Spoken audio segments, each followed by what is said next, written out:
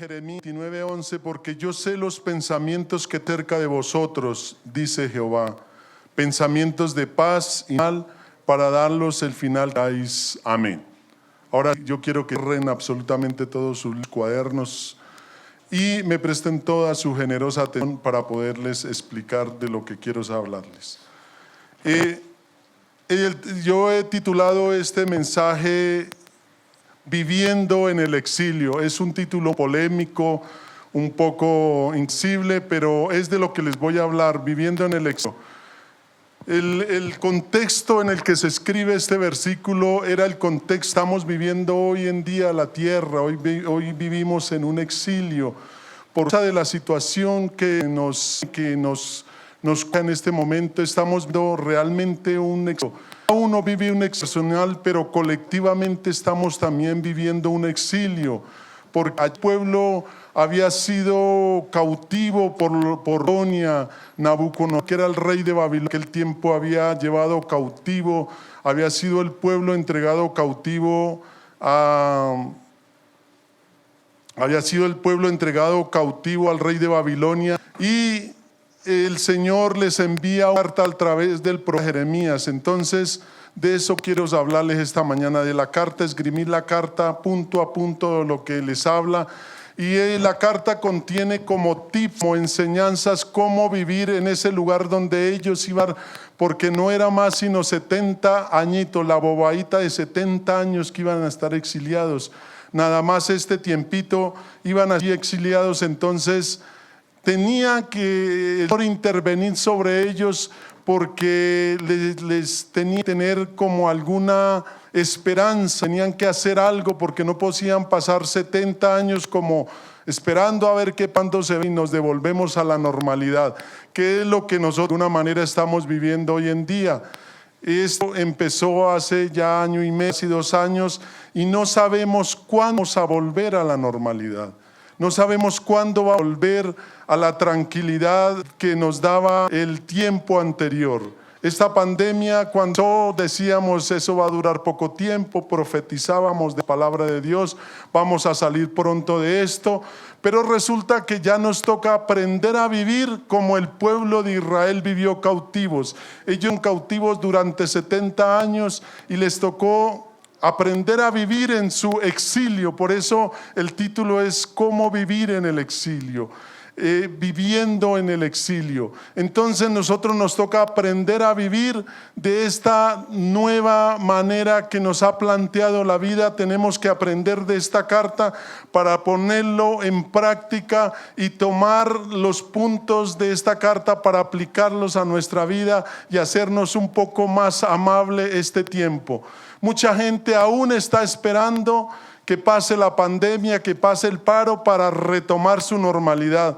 Pero lo más probable es que esto se demore, porque llevamos casi 2 años, año y medio, tenemos el pico más alto en este momento de contagio y el pico más alto de decesos. Entonces, seguramente esto va a demorar un buen tiempo en normalizarse. Pero de parte del Señor tenemos esperanza. De parte del Señor tenemos un aliciente, y a eso hemos venido, a aprender de la palabra de Dios qué debemos hacer. Entonces vamos al versículo 1 para que ustedes se den cuenta que sí era una carta y que yo no les estoy mintiendo. Estas son las palabras de la carta que el profeta Jeremías envió de Jerusalén a los ancianos que habían sido quedados de los que fueron transportados, y a los sacerdotes y profetas, y a todo el pueblo que Nabucodonosor llevó cautivo de Jerusalén a Babilonia. ¿Qué decía la carta? Lo medular del mensaje está en lo que decía la carta. En el versículo 4 dice: así ha dicho Jehová de los ejércitos, Dios de Israel, a todos de la cautividad que hice transportar de Jerusalén a Babilonia. Y empieza el profeta a escribir lo que recibió del Señor, lo que decía la carta. Entonces, el primer punto de la carta está en el versículo 5, y es el siguiente: edificad casas y habitadlas, edificad casas y habitarlas, es el primer punto. Entonces uno dice, oiga, pero yo espero que sea algo más espiritual, ¿cierto? Yo esperaba que dijera algo diferente la carta. Uno espera que si es una carta que se toma el trabajo un profeta de Dios escribirla y viene inspirada desde el corazón de Dios, uno espera que sea algo más espiritual. Oiga, muchachos, tranquilos que en 2 semanas los saco de esta cautividad. Uno esperaría que dijera eso, pero les está diciendo edificad casas y habitarlas. Les está diciendo, mire, van a tener una nueva vida, entonces mejor construyan casas, acomódense porque van a pasar una buena temporada en esta situación. Acostúmbrense a una nueva normalidad, a una nueva realidad. Entonces esa carta es también para nosotros y aplica en la nueva situación que estamos viviendo. Cada uno vive su propio exilio, pero colectivamente estamos viviendo un exilio social. El exilio colectivo se llama la pandemia y el paro. Eso nos tiene exiliados de muchas cosas que teníamos y que ahora no tenemos. Pero tenemos un exilio personal porque cada uno en medio de estas crisis vive su propio exilio. Hay muchos que han perdido sus familias, sus trabajos, han perdido sus seres queridos, han perdido su economía, sus empresas, han perdido una u otra cosa, y eso es un exilio, porque un exilio es cuando lo sacan de un lugar y lo llevan a otro. Cuando usted pierde sus costumbres, sus creencias, sus religiones y lo llevan cautivo a otro lugar. Y de alguna manera estamos cautivos en esta pandemia. De alguna manera la muerte de un ser querido nos puso cautivos en una situación diferente que no la pedimos, que no la esperábamos y que no la queríamos vivir. Entonces, eso nos lleva a vivir un exilio personal también. Pero dice la palabra que en ese exilio personal no podemos renunciar a nuestros sueños, porque nos dice aquí algo que pareciera lógico, o pareciera normal, o esperaríamos otra cosa mejor de esta carta. Edificad casas y habitarlas, no renuncies a tu sueño. Mucha gente, no, ya el sueño de comprar casa ya quedó en el pasado, ya no quiero comprar el carro ni la casa porque ¿para qué? Seguir pagando arriendo, de pronto me muero y no alcanzo a disfrutarla.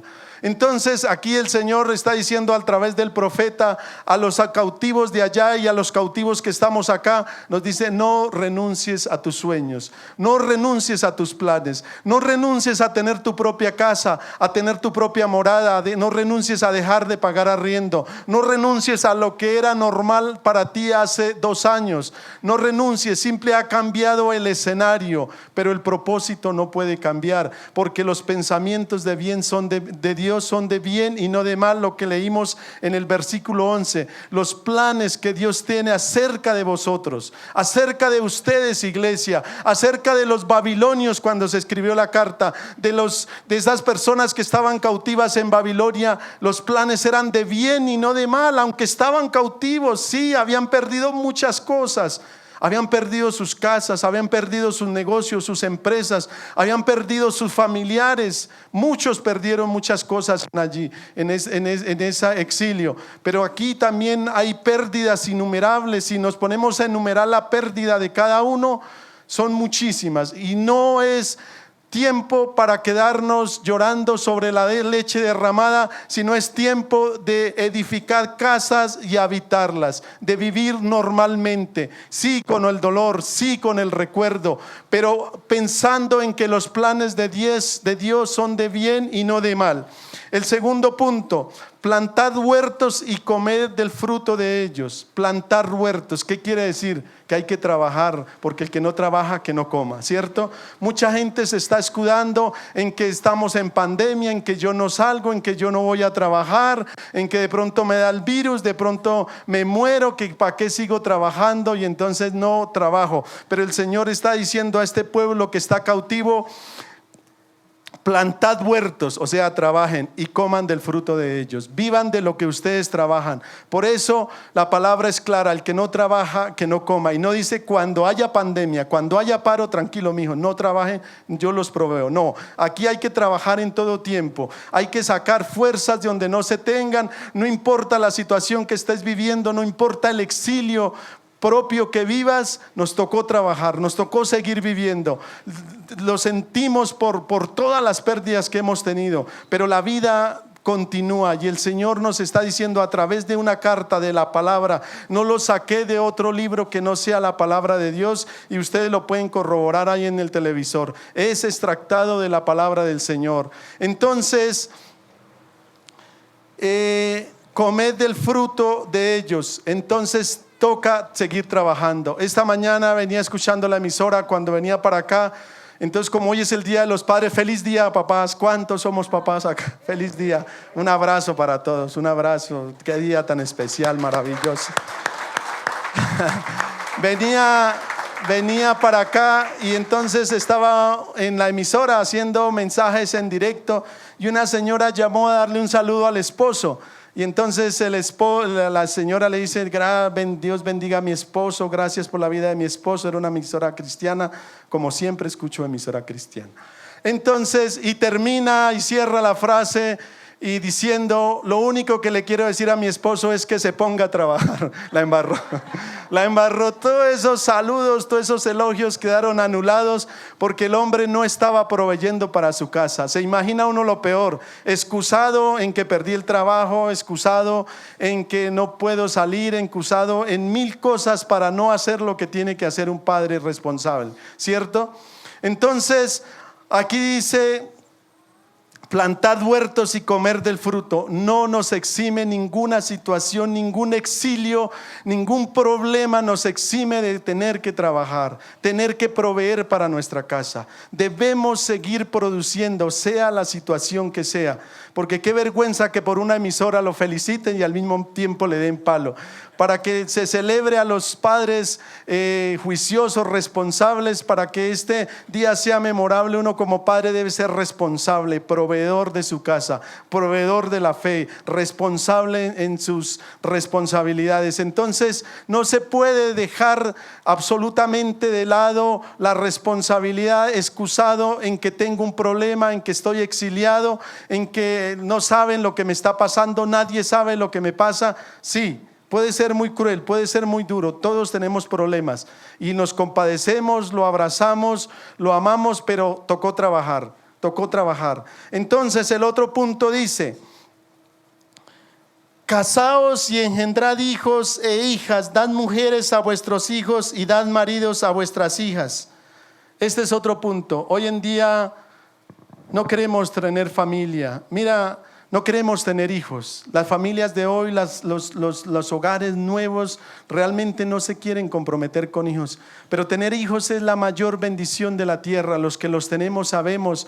Yo les contaba esta mañana: hoy mis hijas ya están grandes, ya nos bendicen. Ayer me comí una deliciosa langosta. Decía el pastor: es comida privilegiada, es comida de ricos. Pero yo no la compré. Tenía un deseo de comer langosta y mi hija me cumplió ese deseo. Me regaló de almuerzo ayer, de Día de Padre, me regaló una langosta y me pude comer una maravillosa langosta gracias a mi hija.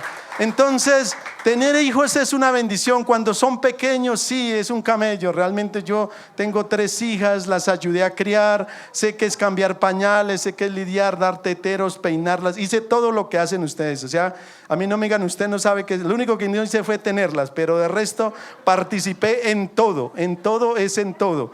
Entonces, mis hermanos, eso es un camello. Pero la recompensa que uno tiene cuando sus hijos crecen es incalculable, indescriptible. Que los hijos lo recompensen a uno. Hoy yo bendigo a mis padres, los honro, los visito, les bendigo de muchas maneras. Los días de descanso me voy para allá, las fechas especiales me voy a celebrar con ellos. Compartimos en familia con ellos y somos bendición para nuestros padres. Pero hoy yo veo que ya estoy empezando a disfrutar de los frutos de la bendición de mis hijas. Hoy mis hijas nos bendicen muchísimo y son aún jovencitas, adolescentes, pero ya vemos el fruto de la bendición. Pero hoy en día los que están en esta cautividad no se quieren comprometer con hijos. Hoy no se quieren comprometer con hijos, pero esta carta de Jeremías a los cautivos nos dice: tened hijos, engendrad hijos, tener hijas, tener hijos para los hijos y hijos para las hijas. O sea, que se puedan mezclar, que se puedan intercambiar. No debemos dejar acabar la humanidad. Este es un propósito de Dios que nos ha encomendado: sojuzgar la tierra, multiplicarla. gobernar sobre la tierra, pero multiplicaos y sojuzgar es algo de la voluntad del Señor. Pero no podemos descuidarnos en esa parte, porque si bien es un esfuerzo temprano, luego viene una primavera de recompensa. Se lo digo yo y se lo dice cualquiera de los que tienen hijos grandes que están acá, ¿cierto? ¿Cuántos comparten conmigo esa apreciación, esa sensación? Los hijos son la mayor bendición. No hay nada más triste que volverse uno viejo y no tener hijos. ¿Quién lo visita? ¿Quién se preocupa por usted? ¿Quién lo acompaña a la vacuna del COVID? ¿Quién? No, el perrito ese se muere rápido, ese no dura sino 7 años máximo. Entonces, realmente los animo a los que por esta pandemia no han querido tener hijos, los animo a que se animen a tener hijos. Los animo a que se animen, perdonen la redundancia, pero no encontré otra palabra ahí más rápida. Pero anímense a conformar familias, a casarse. Por eso esta palabra, esta carta dice: casaos, tened hijos. Cásese, o sea, no, estamos viviendo en otra situación, en otra normalidad, pero allí en esa normalidad, en ese cautiverio que tenemos que hacer la vida como si estuviéramos en la normalidad. Tenemos que trabajar, soñar con vivienda, soñar con casa, soñar con hijos, soñar con hogar, soñar con trabajar. No nos puede afectar nada, el propósito no se ha interrumpido y además los pensamientos de Dios son de bien y no de mal, para darnos el final que nosotros queremos. No es el final que Dios quiere, sino el final que nosotros queremos. Yo quiero un final rodeado con mi familia, acompañado de mis yernos, de mis nietos. Quiero un final próspero, bendecido, sirviendo al Señor. ¿Por qué no? Y entonces ese deseo Dios quiere dármelo, pero también a sus planes, a sus sueños Dios quiere dárselos. Porque este versículo, esta promesa fue entregada en tiempo de cautiverio, en un tiempo como el que estamos viviendo. No fue en el mejor tiempo de Israel, no fue en el mejor momento de Israel que se dio esta promesa. Fue en el peor momento de Israel, cuando eran cautivos era el peor tiempo de Israel, porque no estaban en su tierra, porque estaban cautivos y eran esclavos. Pero en el peor tiempo fue dada la mejor y la más esperanzadora promesa para este pueblo. Porque la cautividad no dura toda la vida. La pandemia no se ha terminado, no sabemos cuándo va a terminar, pero no va a durar toda la vida. Pero no podemos quedarnos retrasados por esa cautividad en la cual nos ha puesto la pandemia. Entonces, el siguiente punto: multiplicaos ahí y multiplicaos ahí. La parte B del versículo 6, y multiplicados ahí, es clara, no hay lugar a interpretaciones. Multiplicados ahí, debemos multiplicarnos y fructificar ahí. ¿Ahí dónde? Ahí en la situación que estamos viviendo, en el exilio. Por eso es viviendo en el exilio el título del mensaje, porque es ahí donde tenemos que hacer una nueva vida, formar una nueva realidad, formar una nueva, un nuevo mundo, digamos. Cuando hay un terremoto, ¿qué pasa? Se recogen los escombros y se trata de organizar y se vuelve a crear una ciudad, o hay que crear una ciudad aledaña o en otro lugar, o no sé, pero se vuelve a construir la ciudad, ¿cierto? Pasó con Armero, pasó con muchas otras regiones, con el dolor del alma, sí, pero hay que volver a levantarnos. Entonces esta cautividad, este exilio, esta pandemia, este paro no nos puede poner en una situación donde queramos ya morir, donde queramos ya perecer, donde queramos ya no seguir más, donde queramos ya no desear más sino el arrebatamiento de la iglesia. Que el Señor nos encuentre haciendo lo bueno, haciendo la obra, trabajando y multiplicándonos. El pastor me contaba esta mañana en la primera reunión, cuando llegué, me decía que la iglesia ha crecido en la pandemia. Ya somos muchos más. Mire cuántos sabemos aquí, no hay espacio. Estamos necesitando un lugar más grande. Pronto lo vamos a tener. Para el final de año, el próximo año, vamos a tener un lugar más grande, porque mire, hemos crecido. O sea, hemos multiplicado, hemos multiplicado aquí, ahí, como dice la palabra. ¿Nos multiplicamos en otro lugar? No, ahí. Nos tocó venirnos del colegio, ¿cierto? ¿Cuántos asistieron al colegio? Todos. Esa era nuestra comodidad, nuestra tranquilidad, pero fuimos exiliados del colegio. La pandemia nos exilió aquí al segundo piso, pero qué bueno, aquí hemos crecido. aquí hemos crecido, aquí nos hemos multiplicado, multiplicados ahí, aquí en la nueva normalidad, en la nueva realidad, en lo que nos puso la pandemia, ahí hemos multiplicado. Pero hermano, ahí donde te puso la pandemia, donde te puso tu problema, donde te puso tu angustia, donde te puso tu dificultad, ahí tienes que multiplicarte también. No puedes dejar de crecer, tienes que multiplicarte. Y no os, la parte final del versículo dice, y no os disminuyáis. No nos podemos disminuir, es necesario multiplicarnos, no nos podemos disminuir. Hermanos, hoy las estadísticas dicen que la economía del país, de las familias, está disminuyendo, el país está decreciendo.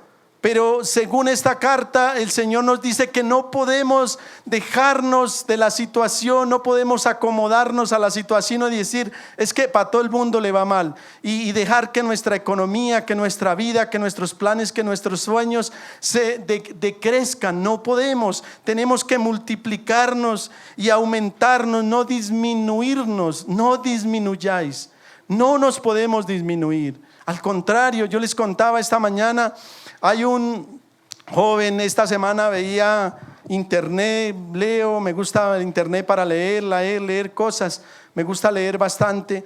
Entonces había un chico que quedó sin trabajo en la pandemia, se encerró en su cuarto como deprimido, como triste, o sea, fue cautivo, fue llevado cautivo por la pandemia al desempleo, se puso en una cautividad de desempleo, se encerró en su cuarto y de repente le dio por entrar a TikTok y hacer videos, y hoy es uno de los que más tiene seguidores en TikTok, hace videos, gana muchísimo dinero. Entonces, ¿qué dice el muchacho? Se multiplicó y no se disminuyó. La cautividad en la que lo puso la pandemia, que fue el desempleo, entonces lo puso a ganar dinero, le dio una oportunidad. Pero debemos estar con la mente abierta buscando una oportunidad. Si los del mundo sin Dios pueden progresar con fuerza, logran sus propósitos, cuánto más nosotros que tenemos entrenamiento cada 8 días, cuánto más que tenemos a Dios de nuestro lado, pensamientos de bien tengo y no de mal, pensamientos de bien y no de mal tengo acerca de vosotros, dice el Señor. O sea que si el deseo de Dios es como uno cuando tiene un hijo, vamos muchacho, yo sé que le va a ir bien, vamos, tiene mi apoyo, hágale, métase en algo, yo lo respaldo. Yo le digo así a mis hijas, háganle, yo quiero verlas surgir, quiero verlas emprender, dígame en qué necesita. Y así está Dios con uno. A ver, ¿qué necesita? A ver, yo prosperaré y bendeciré la obra de tus manos. Pero ponga algo, ponga sus manos sobre algo para que Dios lo bendiga y lo prospere. Y yo le digo a mis hijas, hágale, yo quiero verlas. A ver, ¿qué necesitan? Hágale. Quiero verlas evolucionando. Obviamente han logrado cosas, pero quiero verlas, no quiero verlas disminuyéndose, quiero verlas multiplicándose. Qué pandemia ni qué nada, no, esa no puede ser la excusa para no hacer nada, para decir me acomodo aquí. No nos podemos acomodar aquí. La labor es multiplicarse y no disminuirse, sino crecer cada día más. Entonces, ese llamado y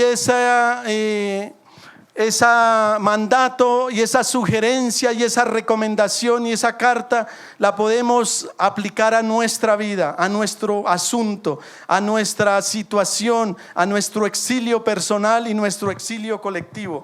Entonces no hay ninguna excusa. El versículo 7 con el cual finaliza esta carta dice: y procurad la paz de la ciudad a la cual os hice transportar, y rogar por ella a Jehová, porque en su paz tendréis paz vosotros. No hay nada más horrible que uno no tenga paz donde vive, ¿cierto? No hay nada más incómodo que perder la paz. Pero estaba en la primera reunión y el Señor puso en mi corazón que a veces oramos por paz, pero por la paz no hay que orar tanto, porque la paz se genera. Debemos ser generadores de paz. ¿Cómo así, hermano? Les voy a contar un testimonio. Esta semana yo trabajo en Transmilenio. Para los que no saben, para los que ya lo saben, lo ratifico. Sigo en Transmilenio aún. Manejo un bus de 27 metros que son supremamente larguísimos, de 3 vagones. Y por asuntos del paro nos ha tocado compartir rutas por el carril mixto que llamamos nosotros, por donde van los carros particulares. Entonces esta semana venía por la Boyacá, por la Bavaria, por ahí, por esa altura, iba para el Portal Dorado. Y por cambiarme de carril sin querer queriendo, como dice el Chavo del Ocho, creo que cerré una tractomula que venía por la misma vía que yo venía. Entonces cerré una tractomula, como los buses son tan largos, pues yo entré en mi primer vagón y el resto pues tiene que pasar. El señor venía por ahí despistado cuando se dio cuenta que le aparece ese monstruo tan grande delante de él. Y claro, cuando él se pega al pito de esa tractomula descorrentada, dije, no, voy a tener problema con este señor. Efectivamente, traté de correr para que no me alcanzara, no podía correr más. Lo esperé. Yo dije, no, pues no, porque yo lo vi con la maniobra que él empezó a hacer. Dije, este me quiere alcanzar y me quiere cerrar y me quiere dañar el carro. Mejor lo espero a ver qué tan berraquito es, qué tan gallito es. Bueno, lo esperé. Yo ya sabía qué le iba a decir cuando llegara. Cuando él llegó, claro, se me enfrentó así, ventana a ventana. Quedamos, me dijo, este tal por cual, ¿usted qué le pasa? Me recitó todo el abecedario. Le dije, hermano, discúlpeme, ¿verdad? Perdóneme, le pido disculpas, perdóneme, excúseme, señor, de verdad. Le dije, usted maneja un carro grande y sabe cómo es el asunto. Ahí lo desarmé con eso. Lo desarmé. ¿Qué hice yo? Generar paz. Yo hubiera podido ponerme en conflicto con él. De malas, pues mire a ver qué hace, mire a ver si abre los ojos. Yo le hubiera podido decir cualquier cosa, pero no me puse a pelear porque tenía que predicar hoy. Entonces dije, no, para predicar el domingo no puedo pelear entre semana. Mientras ustedes ríen, yo me refresco. Entonces, debemos ser generadores de paz. A veces en la casa perdemos la paz. Tras de que ya estamos colmados con la situación que tenemos, tras de que ya estamos colmados con nuestro exilio colectivo y personal, y aparte de eso nuestra santa, sagrada, amada reina esposa nos llega a atormentar la vida con alguna cosita. No, las esposas de la iglesia no. ¿A quiénes les pasa eso? A mí no me pasa, no sé a ustedes. Por allá un hermano, por aquí a otro. A mí no me pasa. Entonces resulta de que eso nos genera bastante conflicto. Entonces, tras de que la situación ya es dura, tras de que la situación ya es difícil con lo que tenemos y llegar a un conflicto, entonces dice, procurar la paz de la ciudad a la cual os hice transportar. Procuremos la paz del ambiente en el que vivimos, procuremos la paz de nuestra casa, la paz de nuestro trabajo, la paz de la iglesia, la paz del ambiente en que nos rodeamos. Y la paz se genera, como les contaba el testimonio del señor de la tractomula con el bus. O sea, si yo no genero paz, pues nos agarramos con ese señor ahí en ese momento y no era la situación, ¿cierto? Yo tenía que era el equilibrado, el que tengo el conocimiento, el que tengo a Dios, pues tenía que ofrecerle disculpas. De alguna manera yo la había embarrado, pero entonces tenía que ofrecerle disculpas al Señor. En la casa a veces nos toca así, aunque las mujeres nos sacan de quicio, nos toca ofrecerles disculpas. No sé si me pasa solo a mí, no sé a nadie más. Qué chévere. Bueno, pero entonces de alguna manera debemos buscar la paz, ser generadores de paz. Porque Señor, trae paz a mi casa, que tu espíritu reine la paz en mi casa. Pero nos la pasamos dando gritos, alaridos, peleando por todo. Pues ¿qué paz se va a generar en nuestra casa? Absolutamente ninguna, ¿cierto? Entonces debemos ser de orar, no pasarnos de tanto orar a ser generadores de paz. Generar paz, generar tranquilidad. Porque dice el Señor, porque en su paz tendréis paz vosotros, paz, porque en la paz que generemos tendremos paz nosotros, en esa misma paz que generemos. Porque si generamos conflicto, generamos guerra, generamos discordia, pues ¿en qué ambiente vamos a vivir? En ese ambiente de discordia, de disensión, de pleito, de discusión. Entonces eso no es conveniente. Esta es la carta, con eso termina la carta, con estos puntos terminan esta carta, que es una carta atípica, poco